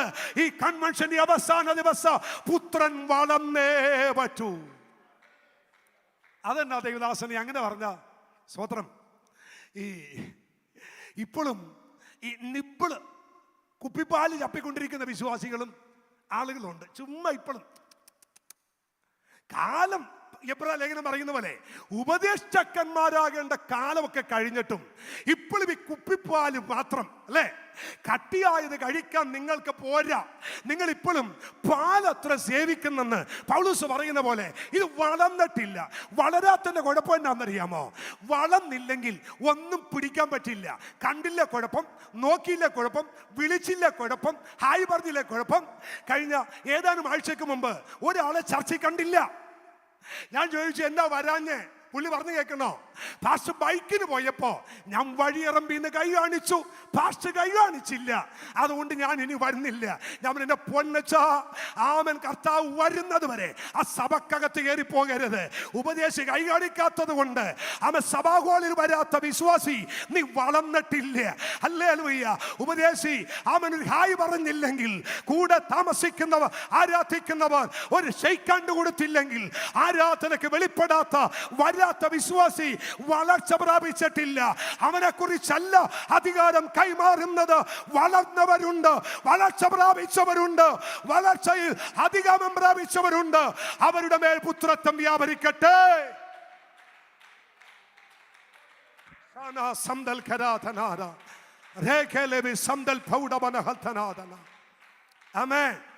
വളരണം, വളർച്ച പ്രാപിക്കണം. വളർച്ച പ്രാപിക്കണം. ഈ വളരാനായിട്ട് 4 കാര്യം അത്യന്താപേക്ഷിതമാണ്. സാധാരണ നോർമലായിട്ടൊരു മകൻ വളരാൻ 4 കാര്യം വേണം. എല്ലാവരും ഒന്ന് ശ്രദ്ധിച്ചേക്കണം. ഇനി കമ്പി വാക്യം പോലെ ഞാനങ്ങ് പറഞ്ഞു പോകും. 4 കാര്യം വേണം വളർച്ച പ്രാപിക്കാൻ. ഒരു സാധാരണ നോർമൽ ഒരു ചൈൽഡ് വളരാൻ നല്ല ഫുഡ് വേണം, നല്ല ആഹാരം വേണം, കാറാ തീർന്ന ആഹാരം വേണം. ഒരു അല്ലല്ലോ എന്ന് പറഞ്ഞ് സ്വോത്രം സ്വോത്രം സ്വോത്രം സ്വോത്രം. 4 വർഷം കഴിഞ്ഞാൽ കൊച്ചുങ്ങളുണ്ടായ 4 വർഷം വരെ രാവിലെ ബ്രേക്ക്ഫാസ്റ്റ് നല്ല കട്ടിയുള്ള ഫുഡൊക്കെ കഴിച്ചുകൊണ്ടിരുന്നത്. പക്ഷെ കുഞ്ഞുങ്ങൾ ഉണ്ടായി കഴിഞ്ഞപ്പോൾ ഈ കുഞ്ഞുങ്ങൾക്ക് ഇഷ്ടം ഈ ഞാഞ്ഞോള് പോലത്തെ നൂഡിൽസാണ്. അപ്പോൾ വൈഫ് എന്നാ ചെയ്യുന്നറിയാമോ? ഏതായാലും 2 വെപ്പ് വെക്കണ്ടല്ലോ, അതുകൊണ്ട് കൊച്ചുങ്ങൾക്ക് നൂഡിൽസ് ഉണ്ടാക്കുന്ന കൂട്ടത്തിൽ എനിക്ക് നൂഡിൽസ്. ഞാനാണ് ചർച്ചിൽ ചെന്ന് കസേരപ്പുറത്ത് നൂഡിൽസ് പോലെ ഇരുന്ന് ഉറങ്ങാൻ തുടങ്ങി. കുറച്ച് കഴിഞ്ഞപ്പോൾ എനിക്ക് മനസ്സിലായി ഈ സാധനം കഴിച്ച് ഞാൻ ഈ വഴികപ്പരുവത്തിലായി. ഞാൻ പറഞ്ഞു എനിക്കിത് വേണ്ട. ഈ ഫുഡ് ഭയങ്കര കുഴപ്പമാണ്. ഞങ്ങൾ ഈ ബൈബിൾ കോളേജ് ഇവിടെ പഠിച്ചുകൊണ്ടിരുന്നപ്പോൾ ഇന്ന് ഉപ്പുവാണ് എന്ന് കേൾക്കുമ്പോൾ അകത്തൂടി ഒരു തീയായിരുന്നു. എന്നാന്നറിയോ? രാഴ്ചയും ക്ലാസ് എടുക്കാൻ വരുമ്പോൾ ഉപ്പുവാവ് കഴിച്ചിട്ട് ഇരിക്കുന്ന ദിവസം ഞങ്ങളെല്ലാം ഉറങ്ങും. അപ്പോൾ ഈ ഫുഡിനകത്ത് ഭയങ്കര വിഷമാണ് അല്ലേ? നല്ല എണ്ണ കടിച്ച് കയറ്റി ഫുഡും കഴിച്ചിരുന്ന ക്ഷീണമാണ്. നല്ല ആഹാരം കിട്ടിയില്ലെങ്കിൽ കൊച്ചു വളരില്ല. ഒരു ഹല്ലേലൂയ എന്ന് പറഞ്ഞേ. എന്ന് വെച്ചാല് എന്നും ബെഥസ്ത കുളവും എന്നും ദാവീദിന്റെ 5 കല്ലും കവണ മാത്രം പ്രസംഗിച്ചുകൊണ്ടിരുന്ന കൊച്ചങ്ങ് വളരില്ല. കൊച്ച് ഞാഞ്ഞൂള് പരുവത്തിലാകും. എന്നാൽ കൊച്ചു വളരാൻ ഒരൊറ്റ കാര്യം ലൂക്കോസ് 4 പറയുന്നു, മനുഷ്യൻ അപ്പം കൊണ്ട് മാത്രമല്ല ദൈവത്തിന്റെ വായിൽ കൂടി വരുന്ന സകല വചനം കൊണ്ടും ജീവിക്കും. അത് മാത്രമല്ല സദൃശവാക്യം 4:21, മകനെ എന്റെ വചനങ്ങൾക്ക് നീ ശ്രദ്ധ തരിക, എന്റെ വചനങ്ങൾക്ക് നീ ചെവി ചായ്ക്കുക, മൊഴി ചായ്ക്കുക. അത് നിന്റെ ദൃഷ്ടിയിൽ നിന്ന് മാറിപ്പോകരുത്. ആ വചനം നിന്റെ ഹൃദയത്തിനും നടുവിൽ നീ സൂക്ഷിക്കണം. അവയെ കിട്ടുന്നവർക്ക് അവ ജീവനും സർവ്വദേഹത്തിനും സൗഖ്യവുമാണ്. എബ്രായർ 4:12 ദൈവത്തിന്റെ വചനം ജീവനോ ചൈതന്യവും ഇരുവായ്ത്തലുള്ള ഏത് വാളിനേക്കാൾ മൂർച്ചയേറിയത്, ആത്മാവിനെയും പ്രാണനെയും സന്ധിമജ്ജകളെയും വേർപിടിപ്പിക്കും വരെ തുളച്ചു ചെല്ലുന്നതുമാണ്. യെരമ്യാ പ്രവചനം 5:14 ദൈവത്തിന്റെ വചനം തീ പോലെയും കത്തിക്കുന്നതുമാണ്. യെരമ്യാ പ്രവചനം 23:29 പാറയെ തകർക്കുന്ന ചുറ്റികയാണ്. വചനം അകത്ത് കയറിയാൽ നീ കിലുക്കിട്ടം പോലെയാകും. ഒരു ഹല്ലേലൂയ എന്ന് പറഞ്ഞേ. ഞങ്ങൾക്ക് ക്ലാസ് എടുക്കാൻ വന്ന കൂട്ടത്തിൽ എന്നും വരുന്ന ഒരു ദൈവദാസന കുര്യാക്കോസ് സാറ് ക്ലാസ് എടുത്തുകൊണ്ടിരിക്കുമ്പോൾ ഞങ്ങളോട് പറയും, വചനം പ്രസംഗിക്കാൻ കയറി നിൽക്കുമ്പോൾ സ്റ്റീൽ പാത്രത്തിനകത്ത് ചെറുപയർ ഇട്ടതുപോലെ നിൽക്കണമെന്ന് പറയും. ഞാൻ ഒരിക്കലും മറക്കത്തില്ല. കുര്യാക്കോസ് സാർ ഇടയ്ക്കിടയ്ക്ക് പറയുന്നതാ, എടാ വചനം പ്രസംഗിക്കാൻ കയറുമ്പോൾ സ്റ്റീൽ പാത്രത്തിനകത്ത് ഈ ചെറുപയർ ഇടുമ്പോൾ ഉള്ള ശബ്ദമില്ലേ, അതുപോലെ അങ്ങ് നിൽക്കണം എന്ന് പറഞ്ഞ് കുര്യാക്കോസ് സാറ് മേശപ്പുറത്ത് ചാടി കയറിയൊക്കെ ക്ലാസ് എടുക്കും. അതകത്തുനിന്ന് പോയിട്ടില്ല. ഒരൊറ്റ ദൂത പറയാ, കഴിക്കുന്ന ആഹാരം പോലിരിക്കും ഒരു പുത്രത്വത്തിന്റെ അധികാരം വ്യാപരിക്കുന്നത്. ഇന്ന് ദൈവവചനം അഭ്യസിക്കുന്ന അഭിഷിക്തന്മാരെ വചനത്തിൽ പോഷിക്കപ്പെടുക, വചനത്തിൽ ആഴമായി തീരുക. കരമുയർത്തി ദൈവത്തെ ഒന്ന് സ്തുതിച്ചേ. വചനത്തിന് സമയം ചെലവഴിക്കണം. ഞാൻ കർത്താവിന്റെ ദാസനെ അറിയാവുന്നതുകൊണ്ട് പറയാ, എനിക്ക് വായിക്കാൻ അറിയില്ലായിരുന്നു, എനിക്ക് മലയാളം വായിക്കാൻ അറിയില്ല. അപ്പൊ നിങ്ങൾ ചോദിക്കും ഇംഗ്ലീഷ് മീഡിയത്തിലാണ് പഠിച്ചേ. ഇംഗ്ലീഷ് മീഡിയം പോയിട്ട് സ്കൂളിൽ കുറച്ച് ദിവസം പോയി കണ്ടുവന്നല്ലാതെ മലയാളം എഴുതാനും വായിക്കാനും അറിയില്ല. പക്ഷെ വേദപുസ്തകം വായിക്കണമെന്ന് കൊതി തോന്നി, വായിക്കാൻ തുടങ്ങി. വണ്ടിയൊന്നുമില്ല, ശുശ്രൂഷയ്ക്ക് പോകുമ്പോ ഞാൻ ചെയ്യുന്നൊരു കാര്യമുണ്ട്. എൻ്റെ റൂമിൽ ഈ പോക്കറ്റിനകത്ത് 10 വചനം, ഞാൻ 2 പോക്കറ്റിൽ 10 വചനം എഴുതി പേപ്പറിൽ എഴുതി പോക്കറ്റിടും. എന്നിട്ട് ലൈൻ ബസ്സിന് ട്രിവാൻഡ്രത്തേക്ക് മീറ്റിങ്ങിന് പോകുമ്പോൾ ഒരു കയ്യിൽ പിടിച്ചുകൊണ്ട് ഈ പേപ്പർ എടുക്കും. എന്നിട്ട് വായിക്കാൻ തുടങ്ങും. യോഹന്നാൻ 1:1, ലൂക്കോസ് 2:3 പോയി തിരിച്ചു വരുമ്പോൾ 20 വാക്യം കാണാതെ പഠിക്കും.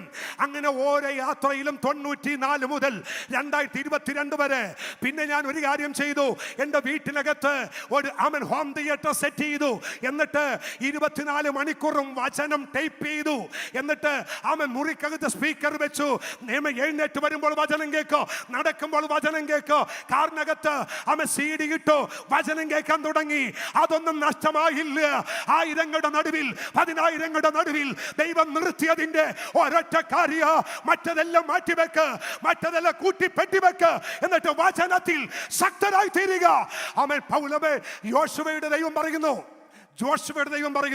ജോഷുവ കാര്യമൊക്കെ കൊള്ളാം, മോശയുടെ കൂടെ ഇരുന്ന പോലെ ഞാൻ നിന്നോട് കൂടെ ഇരിക്കും. കൂടെ ഇരിക്കുമെന്ന് പറഞ്ഞുകൊണ്ട് നീ മുന്നോട്ട് പോകണ്ട.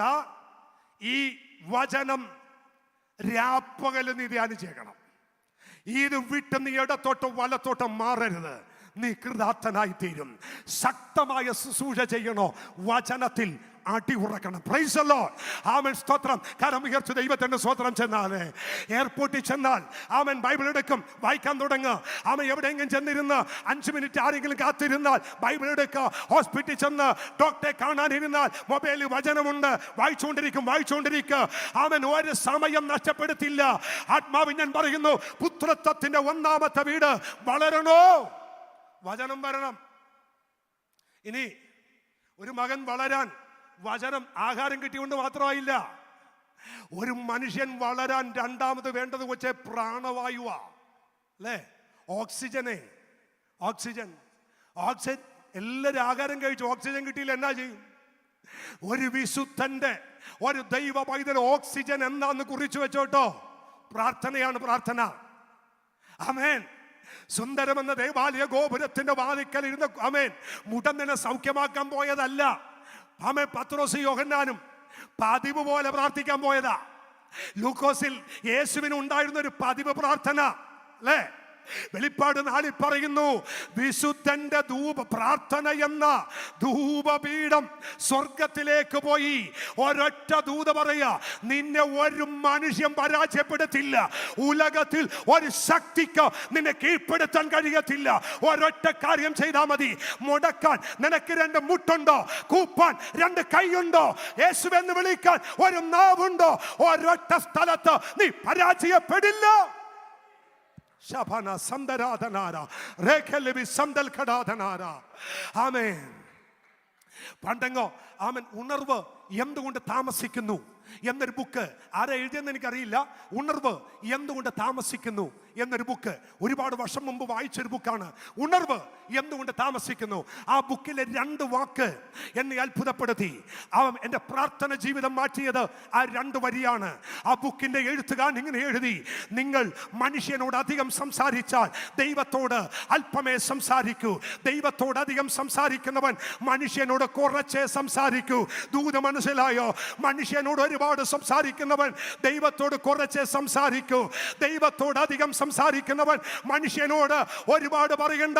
ഒരൊറ്റ വാക്ക് പറഞ്ഞാൽ മതി, ഒരു വാക്ക് കൽപ്പിച്ചാൽ മതി. അവിടെ വിടുതൽ വ്യാപരിക്ക്. വിശ്വസിക്കുന്ന ദൈവജന കരമടിച്ചു ദൈവത്തിന് നന്ദി പറ. ഈ പകൽ ആത്മാവ് ഞാൻ പറയുന്നു, ഒരു ദൈവ പൈതലെ പ്രാണവായു പ്രാർത്ഥനയാണ്.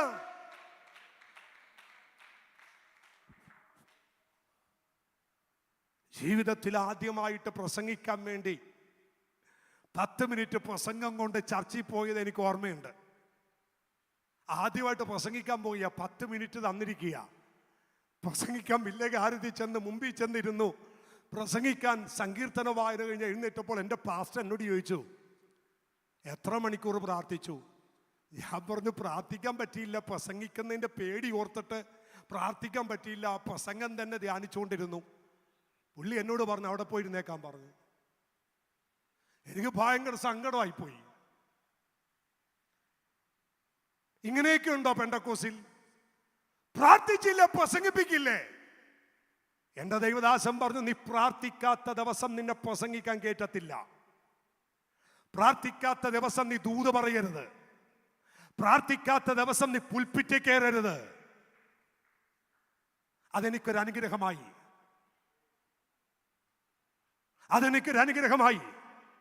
എൻ്റെ ജീവിതത്തിൽ അതൊരു മാതൃകയായി.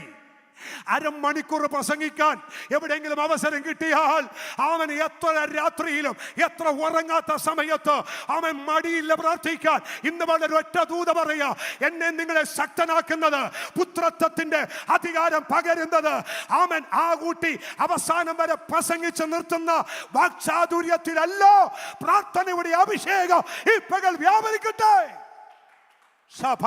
മണിക്കൂറുകൾ പ്രാർത്ഥിക്കണം. അഭിഷിക്തന്മാരെ, നമ്മുടെ പ്രാർത്ഥന ശക്തിപ്പെടുക.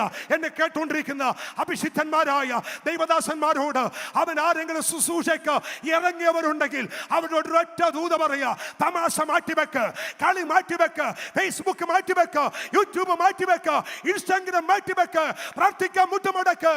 ഒരു ശക്തിയോ നിന്റെ മുമ്പിൽ നിൽക്കുകയില്ല.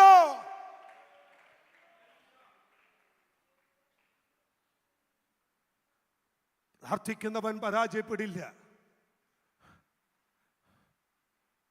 കർത്താവിൻ്റെ ദാസൻ റെയ്നാഡ് ഭോങ്കെ എറണാകുളത്ത് വന്നപ്പോൾ, ആദ്യം വന്നപ്പോൾ ഫയർ കോൺഫറൻസിനകത്ത് വാളണ്ടിയേഴ്സായിട്ട് നിന്ന കൂട്ടത്തിൽ ഞാനും ഉണ്ടായിരുന്നു. ഈ ദൈവദാസം വന്ന് ഹല്ലേലൂയ എന്ന് പറയുമ്പോൾ 100 കണക്കിന് ഭൂതം അങ്ങ് ഇളകും. ഈ ഭൂതത്തെയെല്ലാം ഞങ്ങൾ പൊക്കിയെടുത്ത് ഒരു ടെന്റിനകത്ത് കൊണ്ടുപോയിടും. എന്നിട്ട് ഉച്ചക്കത്തെ ലഞ്ച് സമയത്ത് ഇതിനെ പുറത്താക്കല പരിപാടി. ഒരു ഭൂതം എത്ര ശാസിച്ചിട്ടും പോകുന്നില്ല. ഞങ്ങളെല്ലാവരും മാറി മാറി ശാസിച്ചു. തൊണ്ട പൊട്ടിയതല്ലാതെ, ഒരു കുടം വെള്ളം കുടിച്ച് തീർത്തതല്ലാതെ ഭൂതം പോയില്ല. അവസാനം ഭൂതം വിഷമിച്ചു, ഞങ്ങളും വിഷമിച്ചു. ഈ ഭൂതം നടുക്ക് കിടക്കുന്നു, ഞങ്ങൾ ചുറ്റും കസരിട്ടിരിക്കുക. അടുത്ത സെക്ഷൻ തുടങ്ങാൻ 2 മണി കഴിഞ്ഞു. ഈ ഭൂതം താഴെ കിടക്കുമ്പോൾ ഞങ്ങളെല്ലാം ഇങ്ങനെ ക്ഷീണിച്ചിരിക്കുമ്പോൾ കുറച്ച് കഴിഞ്ഞപ്പോൾ ഈ ചാടിയും എഴുന്നേറ്റു, അലറാൻ തുടങ്ങി. ഞങ്ങൾ ചെയ്യുന്ന ഇപ്പൊ നോക്കുമ്പോൾ അവിടെ ഒരു അപ്പച്ചൻ ഒരു തോൾ സഞ്ചിയും തൂക്കിയിട്ട്, കാലി ചെരുപ്പൊന്നുമില്ല, ഒരു ജുബായൊക്കെ ഇട്ട് ഒരു ഒറ്റമുണ്ട് കൊടുത്ത് ഈ അപ്പച്ചൻ പതുക്കെ നടന്നു വരിക. നടന്നു വരുന്ന കണ്ടപ്പോഴേ ഭൂതം പറയുക പോയേക്കാം. അപ്പച്ചൻ വന്നിട്ട് പറഞ്ഞു, ഓർക്കുന്നുണ്ടോ? ടൈറ്റസ് ഉണ്ട്.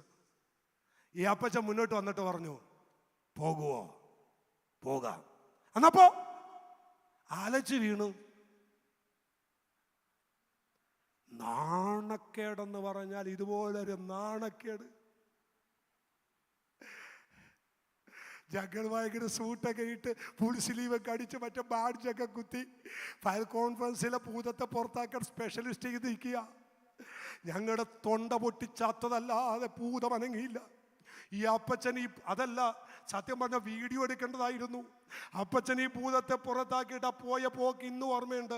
പതുക്കെ പതുക്കെ പോയിട്ട് ആ കസേരയിരുന്നു. ഞങ്ങൾ ചെന്ന് പതുക്കെ ചുറ്റും കൂടി, അപ്പച്ചാ എന്താ അപ്പച്ചാ? അപ്പച്ചനൊരു ഒറ്റമുണ്ടാ കൊടുത്തിരിക്കുന്നത്, ശ്രദ്ധിച്ചോ കേട്ടോ. ആ മുണ്ട് പതുക്കെ ഒരു സൈഡിങ്ങോട് മാറ്റി ഇവിടെ കാണിച്ചു. ഈ കാൽപാദം തെങ്ങ് കയറുന്ന കണക്കൻ്റെ കാല് പോലെ വീർത്തിരിക്കുന്നു. അപ്പച്ചൻ പറഞ്ഞു, മക്കളെ 2 മണിക്ക് മുട്ടയിലിരിക്കും, എഴുന്നേൽക്കുന്നത് 7 മണിക്കാടാ. അന്നെനിക്ക് മനസ്സിലായി, പ്രസംഗം ശോഭിക്കണോ, പ്രാർത്ഥന മുറി ശക്തമാകണം. ഊടാന സന്തൽക്കനാഥനാര ഒരധികാരം വ്യാപരിക്കണോ. ആമേൻ, സ്തോത്ര. ഈ ദിവസങ്ങളിൽ നമ്മുടെ ശുശ്രൂഷയ്ക്ക് ഒരു ചൈതന്യം വരണം. നമ്മുടെ വാക്കുകളുടെ മേൽ ഒരു ചൈതന്യം വരണം. നാം പറയുന്ന വാക്കിന്റെ മേൽ ഒരു ദൈവശക്തി വ്യാപരിക്കണം. കരമടിച്ച് ദൈവത്തെ സ്തുതിച്ചേ.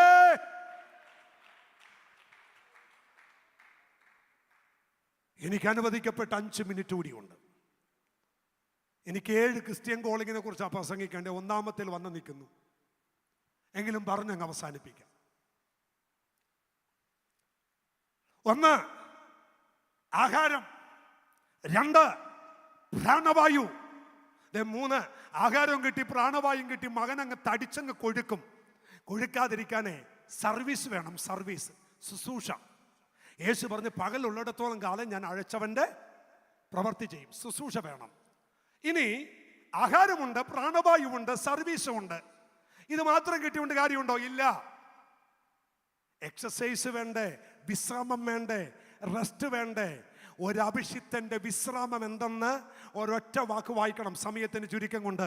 യെശയ്യാവിൻ്റെ പ്രവചനം 28-ാം അധ്യായം 11, 12 വാക്യങ്ങൾ വായിക്കണം. എന്താണ് ഒരു ദൈവ പൈതലിന്റെ വിശ്രാമം, ഒരു ദൈവ പൈതലിന്റെ റെസ്റ്റ് എന്താണ്? വായിച്ചാട്ടെ, വേഗം വായിച്ചാട്ടെ. അതെ, വിക്കി വിക്കി പറയുന്ന അധരങ്ങളാലും, അതെ, വിക്കി വിക്കി പറയുന്ന അധരങ്ങളാലും അന്യഭാഷയിലും അവൻ ഈ ജനത്തോട് സംസാരിക്കും. ഇതാകുന്നു സ്വസ്ഥത, ഇതാകുന്നു സ്വസ്ഥത. നിങ്ങൾ ശ്രദ്ധിക്കണം കേട്ടോ, ആ വാക്യം കുറിച്ചിടണം. വിക്കി വിക്കി പറയുന്ന അധരങ്ങളാലും അവൻ ഈ ജനത്തോട് അവൻ അന്യഭാഷകളിൽ സംസാരിക്കും. ഇതാകുന്നു സ്വസ്ഥത. ഒരു ദൈവ പൈതലിന്റെ വിശ്രാമം, ഒരു ദൈവ പൈതലിന്റെ റെസ്റ്റ് എന്ന് പറയുന്നത് അവൻ നിസ്സാരമാക്കരുത്. ഭാഷകളിലുള്ള ആരാധനയാണ്. അന്യഭാഷയുള്ള ആരാധന ചെറുതല്ല. അന്യഭാഷയുള്ള ആരാധന ചെറുതല്ല.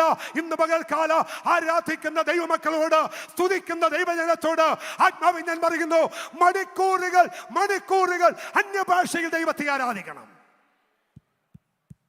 ശബനറബ സന്തൽ കരാധനാര രേഖലറിബി സന്തൽ ഘടകധന ഉടൽ ഘടകധനാജന.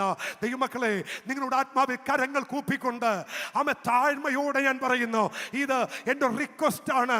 അവൻ അഭിഷേകം പ്രാപിച്ച അന്യഭാഷ പ്രാപിച്ച ദൈവമക്കൾ വാഹനം ഓടിക്കുമ്പോൾ അന്യഭാഷ പറഞ്ഞുകൊണ്ടിരിക്കണ, നിങ്ങൾ വാഹനം വീട്ടിലിരിക്കുമ്പോൾ അന്യഭാഷ പറഞ്ഞുകൊണ്ടിരിക്കണ, നിങ്ങൾ യാത്ര ചെയ്യുമ്പോൾ അന്യഭാഷ പറഞ്ഞുകൊണ്ടിരിക്കണ. ഭയങ്കര ശക്തിയാണ്, ഭയങ്കര പവറാണ്. ഒരു ദൈവജനത്തിൽ വിശ്രാമ അന്യഭാഷകളിലുള്ള ആരാധനയാണ്.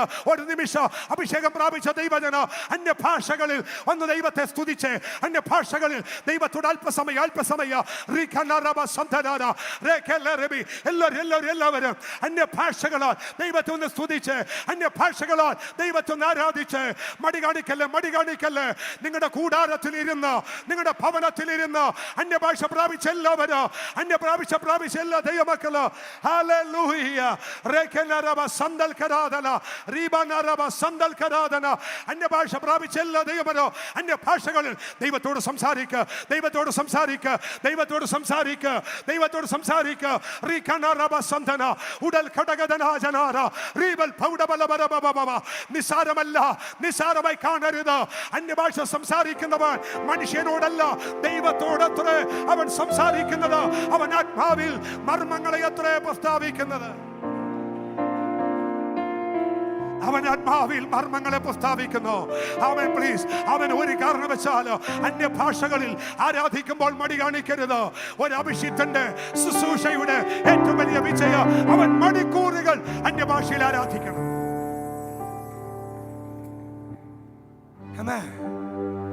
ചില വാക്കുകളൂടി പറഞ്ഞ് നമ്മളൊന്ന് ദൈവത്തെ ആരാധിക്കും, അതൊരു വിടുതലായി മാറും. ഒന്ന്, ഒരുവൻ വളരാൻ ആഹാരം വേണം.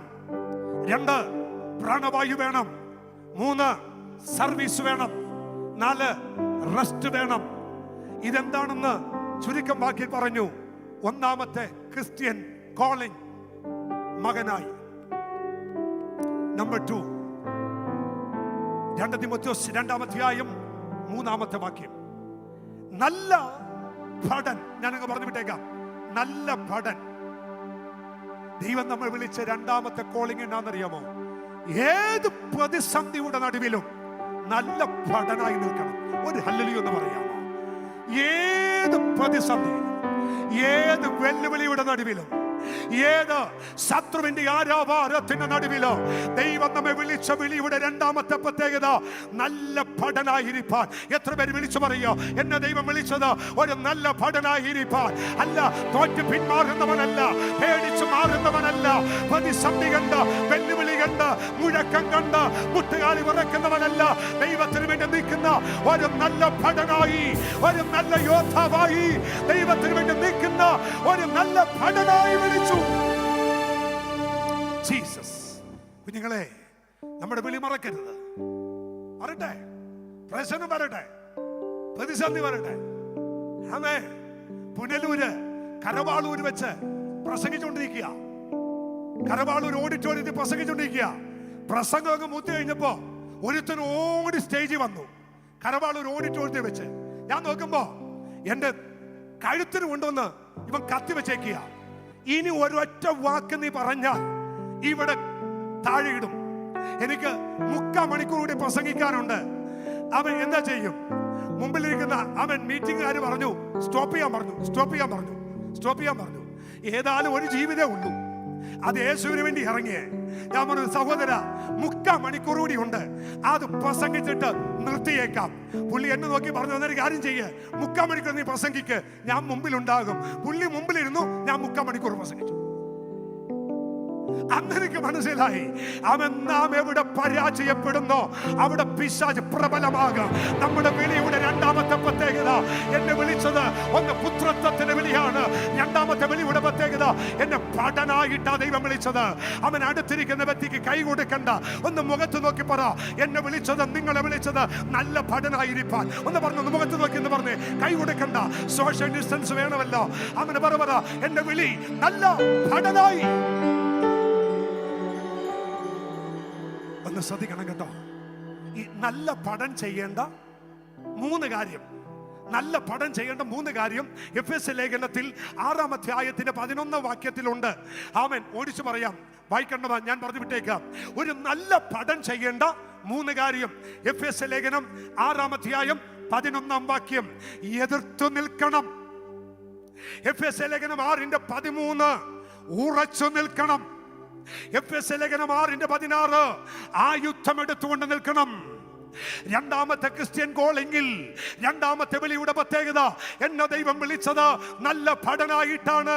പഠനം ചെയ്യേണ്ട 3 കാര്യം: 1 ഉറച്ചു നിൽക്കണം, 2 എതിർത്തു നിൽക്കണം, 3 ആ യുദ്ധം എടുത്തുകൊണ്ട് നിൽക്കണം. പരാജയപ്പെട്ട് നിൽക്കരുത്, പിന്മാറി നിൽക്കരുത്, വിറച്ചു നിൽക്കരുത്. എത്ര പേര് പറയും എന്നെ വിളിച്ചത് ഒരു നല്ല പഠനായിട്ടാണ്? ആമേൻ. അടുത്ത വാക്യത്തിൽ വേഗം പറഞ്ഞു വിട്ടേക്കാം. 2:5 മൂന്നാമത്തെ ക്രിസ്ത്യൻ കോളിംഗ്. 2 തിമോഥെയോസ് 2:5 മല്ല് കെട്ടുന്നവൻ ചട്ടപ്രകാരം പോരായിൽ കിരീടം പ്രാപിക്കുന്നില്ല. മൂന്നാമത്തെ ബലിയുടെ പ്രത്യേകത എന്താണെന്നറിയാമോ? മല്ലുകെട്ടാണ് ദൈവം വിളിച്ചത്. കുഞ്ഞെ, എന്താണ് മല്ലുകെട്ടുക എന്ന് പറയുന്നത്? ആ മലയാള വാക്കിനകത്ത് പെട്ടെന്ന് മനസ്സിലാവില്ല. പക്ഷേ എൻ്റെ ഒറ്റ വാക്ക് പറയാം. റെസ്ലിംഗ് കണ്ടിട്ടില്ലേ? ഗുസ്തി കണ്ടിട്ടില്ലേ? അവൻ ഗോത്തയിൽ ഇറങ്ങി ഒരുത്തനോട് ഗുസ്തി ചെയ്യുന്ന കണ്ടിട്ടില്ലേ? ഇതിന്റെ പേരാണ് മല്ല് പിടിക്കുക. ഒന്നുകൂടി പറയാം. ഭടൻ യുദ്ധം ചെയ്യുമ്പോൾ കൂട്ടുപടയാളി കാണും കൂടെ യുദ്ധം ചെയ്യാൻ. പക്ഷെ മല്ല് കെട്ടുന്നവന്റെ കൂടെ ഒരൊറ്റ ഒരുത്തം കാണില്ല, ഒറ്റക്ക് നിൽക്കേണ്ടി വരും. പൗലോസ് പറയുന്നു, എഫെസോസിൽ വെച്ച് ഞാൻ മൃഗയുദ്ധം ചെയ്തു.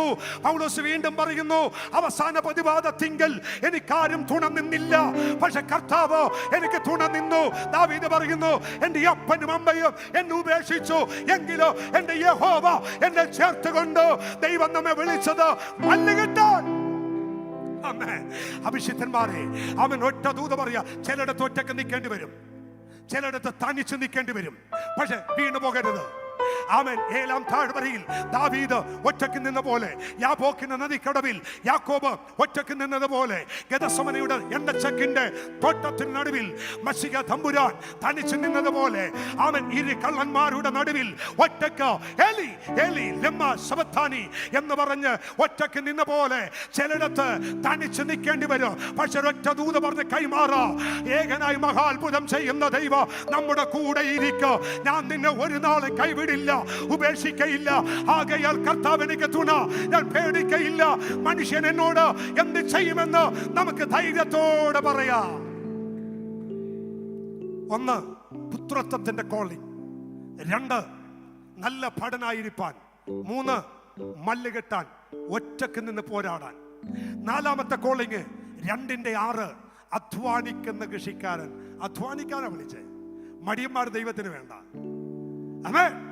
നീലം ഉഴുതുകൊണ്ട് നിൽക്കുന്ന ഏലീശയുടെ മേലെ പുതപ്പ് വീണ് വല കഴുകിക്കൊണ്ടിരിക്കുന്ന പത്രോസിന്റെ മേലാണ് അപ്പോസ്തലത്വത്തിന് വിളി വന്നേ. വെറുതെ ഇരിക്കുന്നവന് ദൈവത്തിന് വേണ്ട, മടിയന് ദൈവത്തിന് വേണ്ട. മടിയന്റെ കണ്ടത്തിന് അടുത്തുകൂടി പോയപ്പോ ഞാൻ ബുദ്ധി പഠിച്ചെന്നാ. ദൈവത്തിന് വേണ്ടത് അധ്വാനിക്കുന്നവനെയാ. കാരണം ഉയർത്തി നല്ലൊരു ഹല്ലേലൂയ പറ. അധ്വാനിക്കുക. 5 ആമേൻ. 2:15 വാക്യം. നല്ല വേലക്കാരൻ. നമ്മെ വിളിച്ചതേ നല്ല വേലക്കാരനാകാനാ. 6 സമയമായി തന്ന് അതുകൊണ്ട് നിർത്തിയാണ്. 2:21 മാനപാത്രമാകാൻ.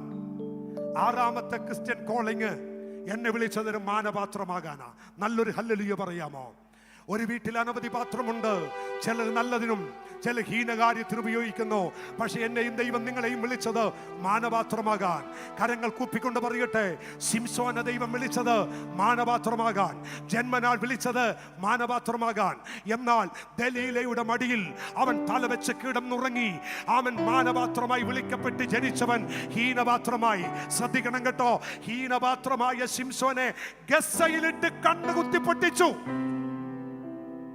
പുതിയ നിയമത്തിലോട്ട് വരുമ്പോൾ അതേ ഗസയിൽ വെച്ച് മേശയിലെ ശുശ്രൂഷയ്ക്ക് തെരഞ്ഞെടുത്ത ഫിലിപ്പോസ് എത്യോപ്യയിലെ ഫൈനാൻസ് മിനിസ്റ്ററെ സ്നാനപ്പെടുത്തി മാനപാത്രമായി. ഒരു ഗസയിൽ ഒരുത്തൻ ഹീനപാത്രമായപ്പോ മറ്റൊരുത്തൻ അതേ ഗസയിൽ മാനപാത്രമായി. നമ്മെ വിളിച്ചത് ഒരു മാനപാത്രമാകാൻ.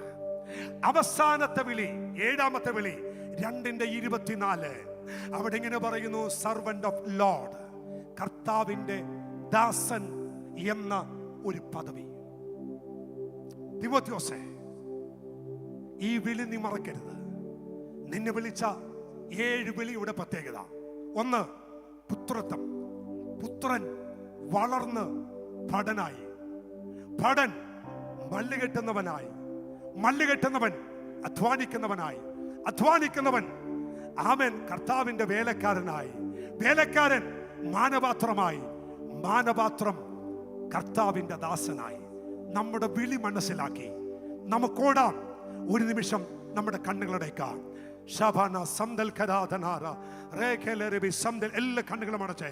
ഒരു നിമിഷം നമുക്ക് ഒരുമിച്ച് ഒന്ന് പ്രാർത്ഥിക്കാം. അതിശക്തമായി ആമൻ നമ്മുടെ വിളി എന്തെന്ന് മനസ്സിലാക്കി, നമ്മുടെ തെരഞ്ഞെടുപ്പ് എന്തെന്ന് മനസ്സിലാക്കി മുന്നേറാൻ സ്വർഗത്തിലെ ദൈവം കൃപ ചെയ്യട്ടെ. ഹതുന റബസികനാദന, സ്വർഗീയ നല്ല കർത്താവേ, ഞങ്ങൾക്ക് തന്ന വിലപ്പെട്ട സന്ദേശത്തിനായിട്ട് ഞങ്ങൾ നന്ദി പറയുന്നു. അതുകൊണ്ട് ആമൻ സ്വർഗീയ വിളിക്ക് ഓഹരിക്കാരായുള്ളവരെ കർത്താവേ, ഒരു ഹൈ കോളിംഗ് അങ്ങ് ഞങ്ങൾക്ക് തന്നല്ലോ.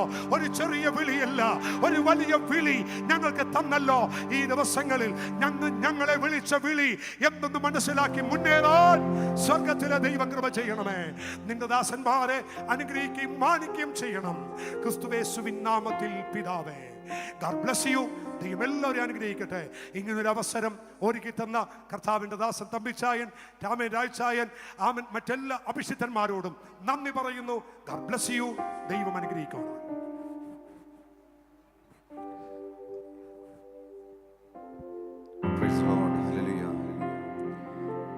നമ്മളെ ഒരു നാളും അനാഥനായി വിടത്തില്ലെന്ന് നമുക്ക് വാഗ്ദത്തം തന്ന ദൈവമാ നമ്മുടെ ദൈവം. സ്തോത്രം. ഹല്ലേലൂയ. പ്രതികൂലമായിടുന്ന കൊടുങ്കാറ്റുകൾ ശക്തിയായി നേരെ അടിച്ചുയരുമ്പോൾ